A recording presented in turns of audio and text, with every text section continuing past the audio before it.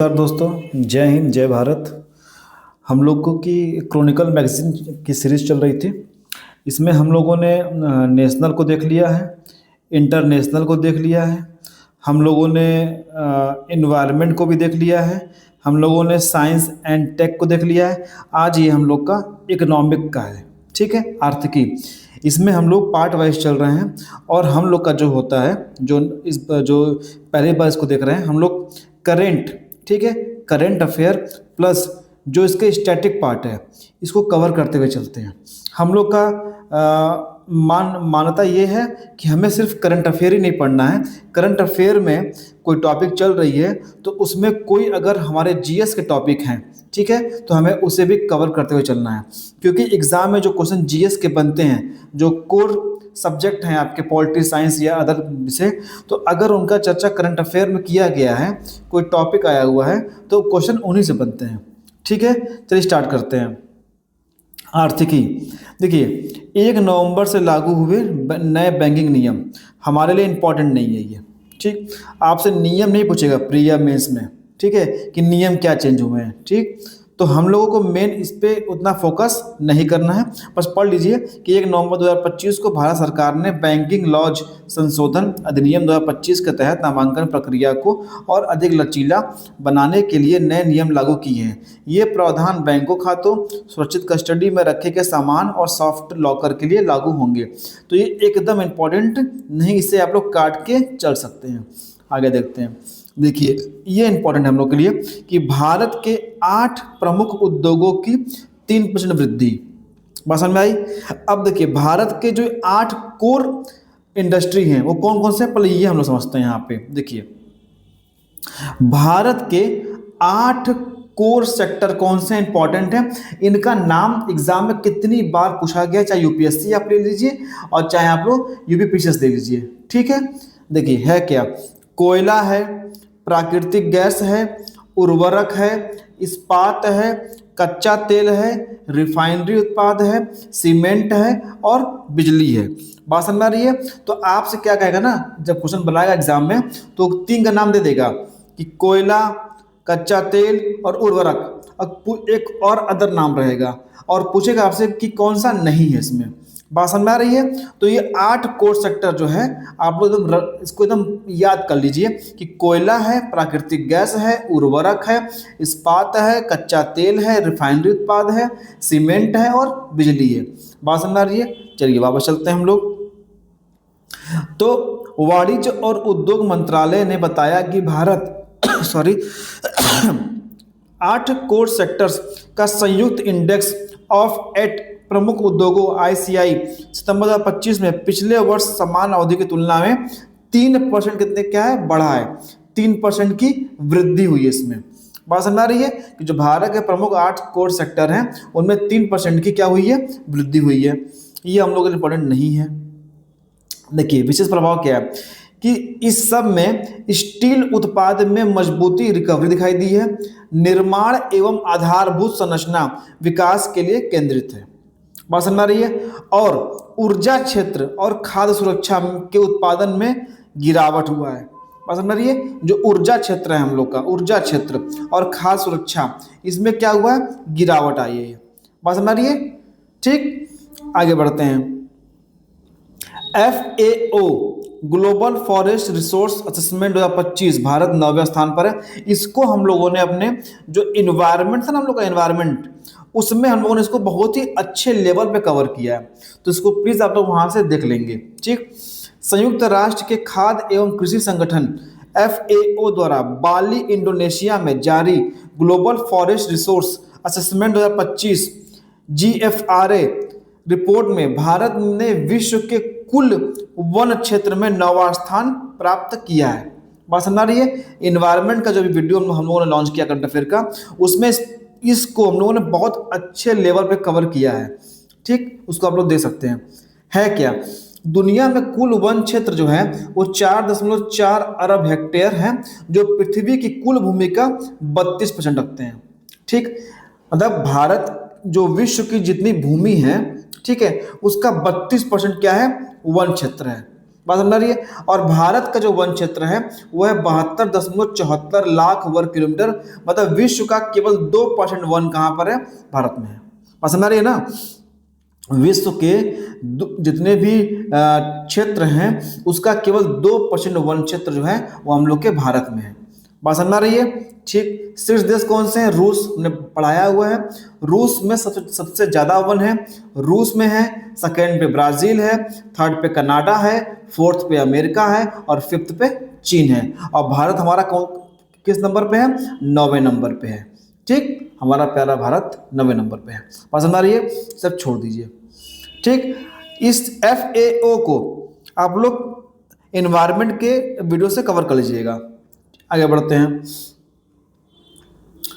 16वें संयुक्त राष्ट्र व्यापार और विकास सम्मेलन में भारत का नेतृत्वकारी भूमिका इंपॉर्टेंट नहीं है, बहुत ज़्यादा का है ही नहीं, फिर भी भाई बात चेक कर लेते हैं हम लोग कि 22 अक्टूबर 2025 को जिनेवा स्विट्जरलैंड में आयोजित 16वें संयुक्त राष्ट्र व्यापार एवं विकास सम्मेलन में वाणिज्य और उद्योग मंत्री ने भारत का राष्ट्रीय वक्तव्य प्रस्तुत किया। ठीक, अच्छा, भारत शीर्ष 5 अर्थव्यवस्थाओं में 7% प्लस वार्षिक GDP वृद्धि पिछले 3 वर्षों में दर्ज किया है। बात समझ आ रही है कि जो भारत है वो जो टॉप की 5 इकोनॉमिक कंट्रीज हैं, ठीक है, उनमें 7% प्लस वार्षिक GDP वृद्धि दर्ज किया है। बात समझ आ रही है। अच्छा, काटिए इसको, कोई मतलब नहीं है। अब जो हम बाबा कार्ड दे रहे हैं, जो नए बच्चे होंगे जो UPPCS शायद पहली बार प्री देंगे इस बार 2026 में, तो उनको लग रहा होगा कि अरे मास्टर साहब तो सब कटवा दे रहे हैं। भैया बाबू, प्रीवियस ईयर उठा के देख लो या पिछले 7 या 10 साल का पेपर उठा के देख लो कि किस प्रकार से करंट अफेयर के क्वेश्चन आयोग ने पूछा है आपसे। ठीक है, तो आप वो चीज़ खुद ही समझ में आ जाएगी। हम लोग हमेशा कोर चीज पे फोकस करते हैं, हमेशा उस चीज पे फोकस करना है जहाँ से हमें एग्जाम में पास करना है। अरे पूरा एक गाथा पढ़ के फिलोसफर नहीं बनना है, प्रोफेसर नहीं बनना है। अपने को केवल और केवल जो 25 से 30 क्वेश्चन आते हैं ना करंट के, हमें वो निकालने हैं। और इन्हीं 25 से 30 क्वेश्चन जो करंट के आते हैं, इनसे ही GS का पार्ट बनता है। जी याद रखिएगा, हमें वो भी निकालना होता है। बात समझ में आई। चलिए, इस करंट अफेयर में एक बात आई थी, PM शक्ति। तो उसका डेट याद रखिएगा कि PM शक्ति जो योजना थी कब आई थी, 13 अक्टूबर 2021 को। कब आई थी, 13 अक्टूबर 2021 को। अच्छा देखिए, जो ये 16वें संयुक्त राष्ट्र व्यापार एवं विकास सम्मेलन हुआ है, इसकी आपसे थीम पूछ लेगा। अगर बहुत पूछेगा तो उसकी थीम पूछ लेगा। थीम क्या है इसकी, भविष्य को आकार देना, न्याय संगत, समावेशी और सतत विकास हेतु आर्थिक परिवर्तन को बढ़ावा देना। देखिए, कभी भी अगर आपको एग्जाम में थीम याद नहीं आ रहा है तो हमेशा आप उस थीम को चुनेंगे जिसका अर्थ कुछ ब्रॉड लेवल पे निकलता हो।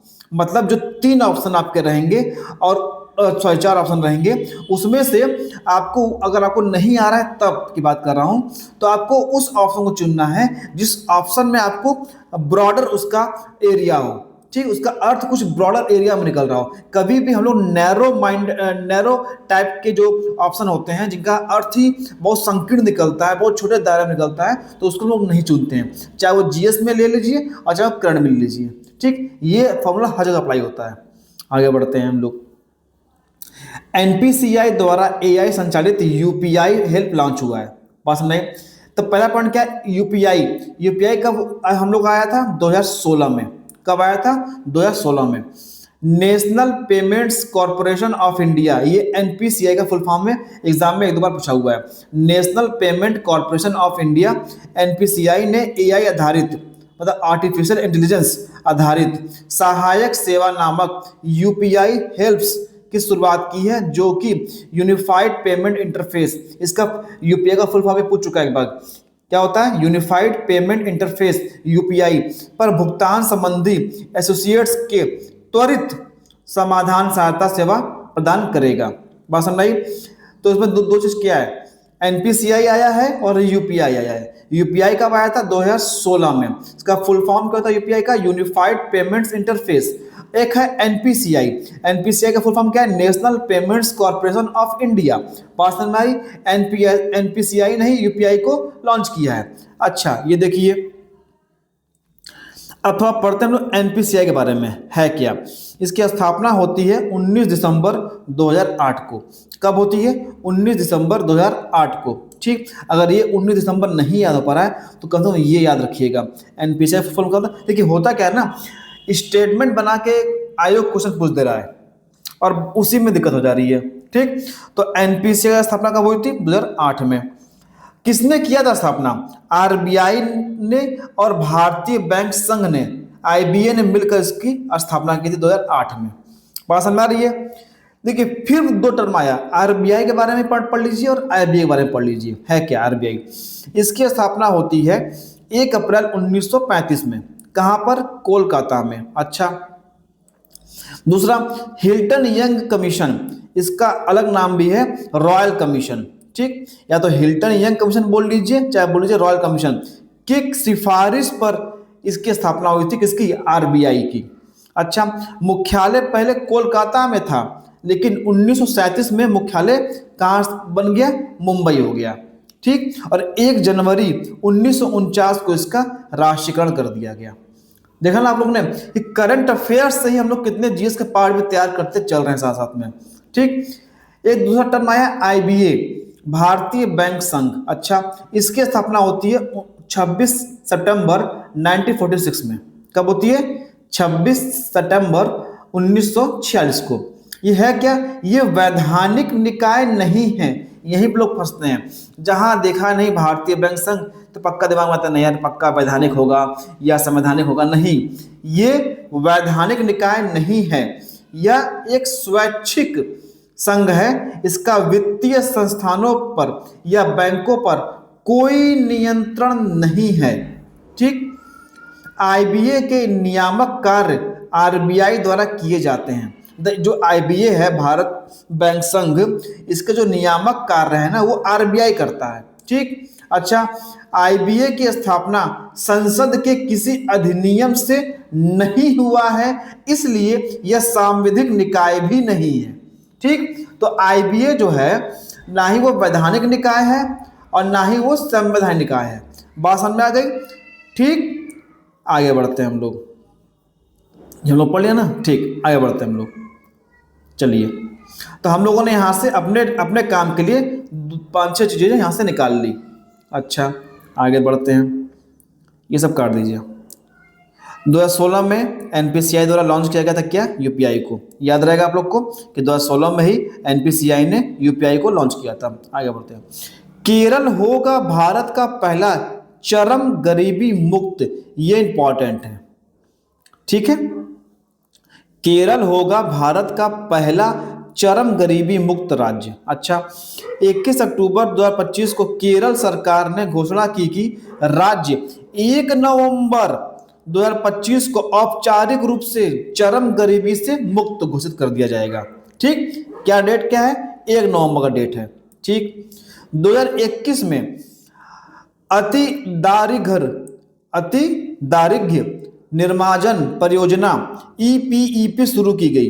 लक्ष्य सरकारी योजनाओं से वंचित, गवर्नमेंट की जो स्कीम होती है उससे वंचित अत्यंत गरीब, मतलब एब्सोल्यूट जो है गरीब आदमी, ठीक, अत्यंत गरीब परिवारों की पहचान और पुनर्वास के लिए कार्यक्रम चलाया गया।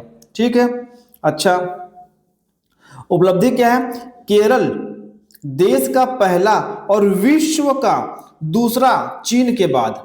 ठीक, केरल जो है देश का तो पहला है ही है, लेकिन विश्व का चीन के बाद दूसरा चरम गरीबी मुक्त क्षेत्र बन गया है।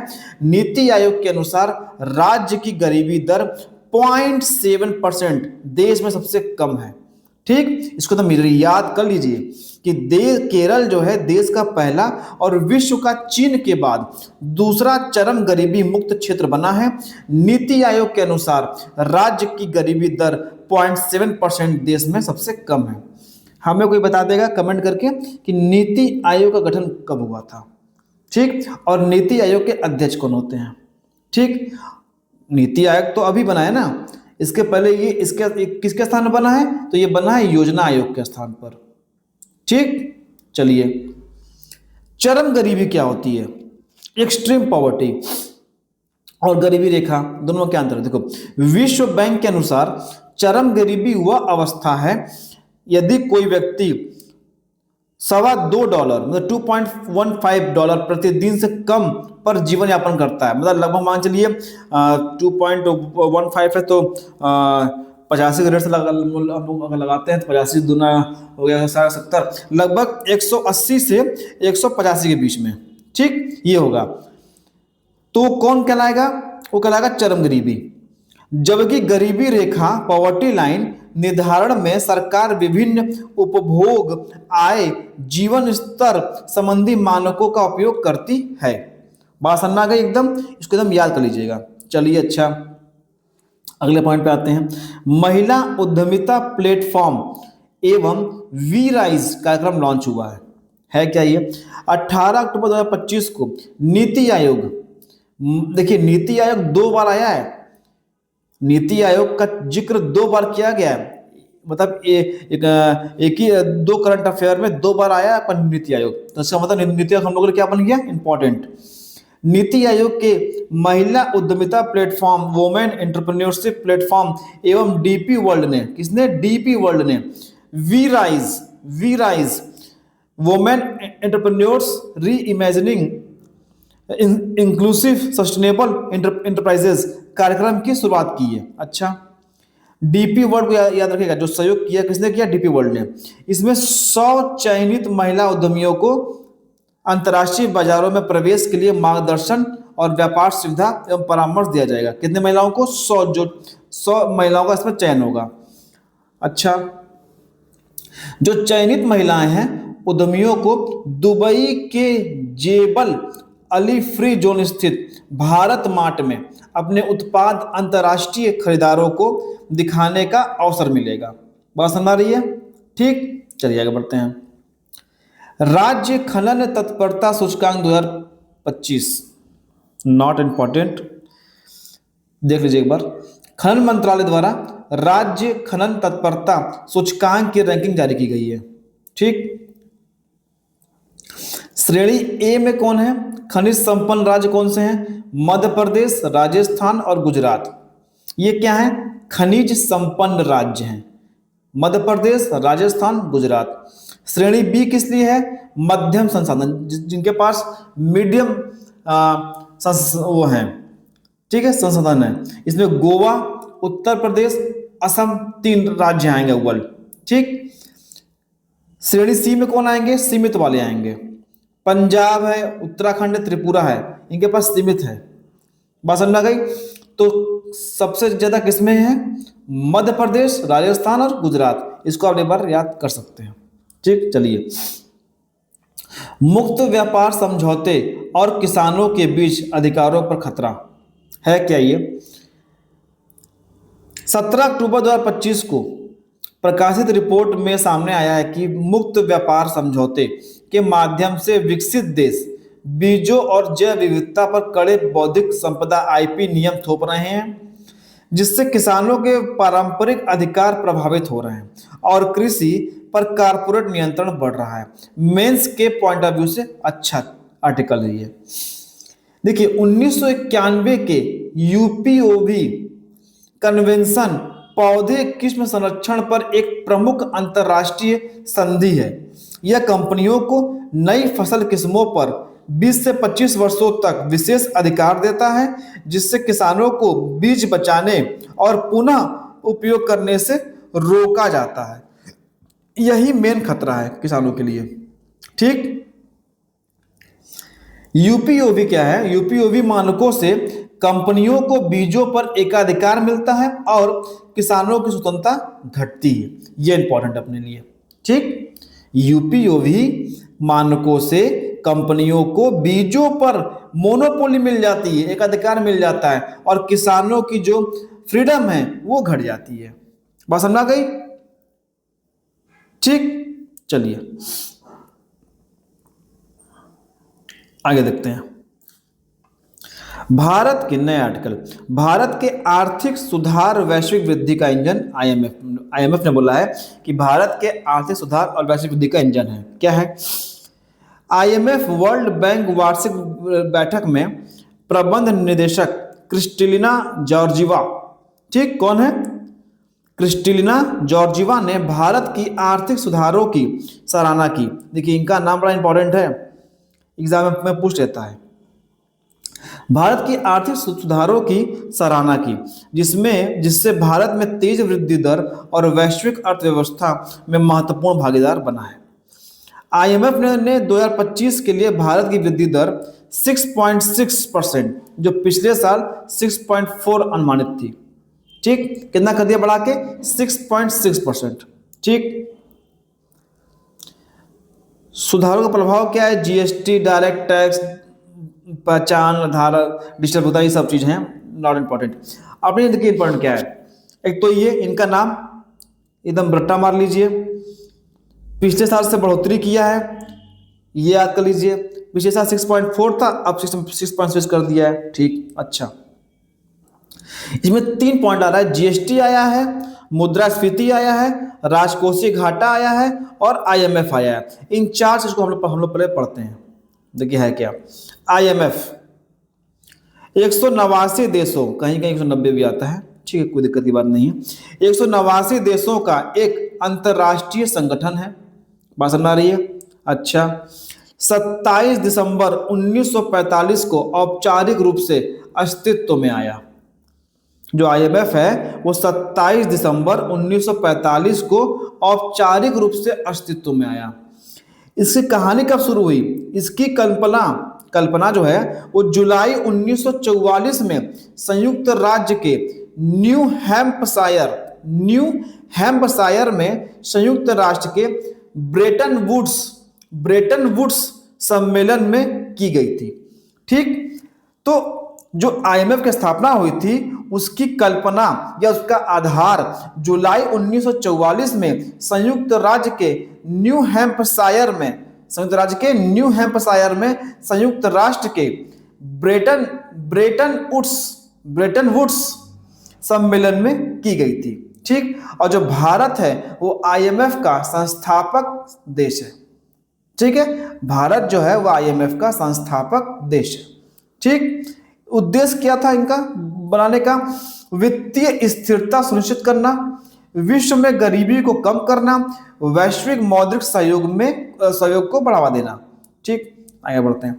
एक पॉइंट आया था इसमें जीएसटी, इसके बारे में थोड़ा पढ़ लेते हैं। 1 जुलाई 2017 को जीएसटी लागू किया गया। किसने किया? माननीय अरुण जेटली साहब, अब हमारे बीच नहीं है। ठीक है, 1 जुलाई 2017 को जीएसटी लॉन्च किया, किसने? अरुण जेटली साहब ने।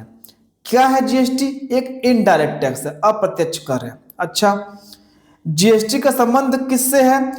101 संविधान संशोधन 2016 में हुआ था। ठीक, बात समझ आ रही है? 101वां संविधान संशोधन 2016 में हुआ था और इसी के साथ जीएसटी को लॉन्च किया गया 17 में। एक आता है जीएसटी परिषद। जीएसटी परिषद में होते हैं 33 मेंबर।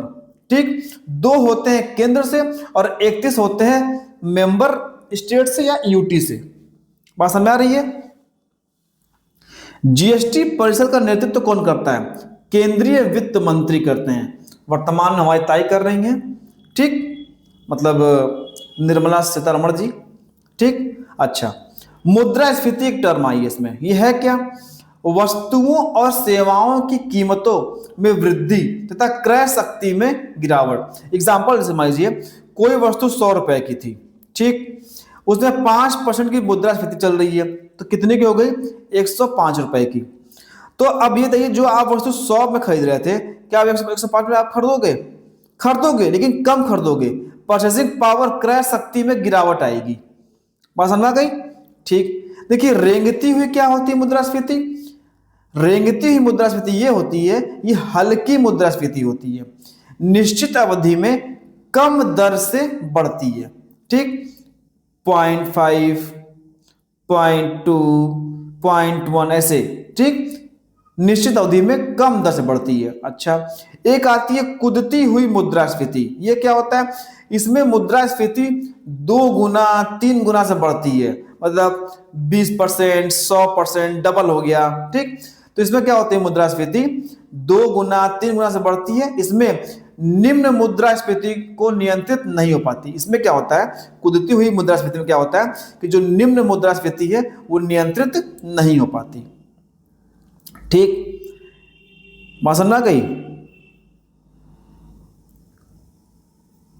ठीक, एक पॉइंट आया इसमें राजकोषीय घाटा, इसको भी हम लोग पढ़ लेते हैं एक बार।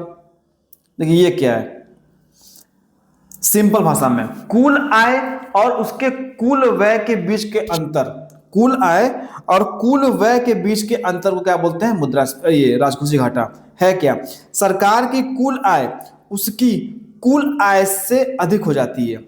सरकार के जो कुल व्यय है, सरकार की जो कुल व्यय है उसकी कुल आय से अधिक हो जाती है। ठीक, मतलब व्यय जो है वो आय से अधिक हो जाती है। बात समझ आ रही है।